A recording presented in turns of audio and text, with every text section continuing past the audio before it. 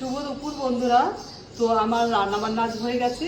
এই বানালাম কাঁচা আমের টকঝাল মিষ্টি আচার।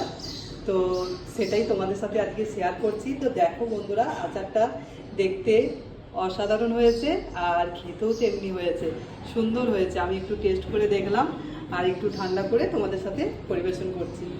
আর তোমরা দেখো আমি তাহলে আচারটা কিভাবে বানালাম। খুব সহজেই বানানো হয়ে যায় কিন্তু আচারটা, কোনো রোদ্রে দেওয়ার ঝামেলা নেই, চিনি ছাড়া। আর সত্যি তো আর খুব সহজেই বানানো হয়ে যায়, তোমরা ট্রাই করতে পারো। তো চলো আমি আচারটা কিভাবে বানালাম সেটাই তোমাদের সাথে চলো শেয়ার করছি। আর জানি তোমরা অনেক সুন্দর সুন্দর আচার বানাও, তো আমি যেইভাবে বানালাম তো সেটাই ভাবলাম তোমাদেরকে দেখিয়ে দিই একটু। যদি তোমাদের পছন্দ লাগে তাহলে অবশ্যই কমেন্ট করো, লাইক করো, পাশে দেখো। তাহলে চলো বন্ধুরা আমি কিভাবে আচারটা বানালাম তো চলো সেটা তোমাদের সাথে শেয়ার করি।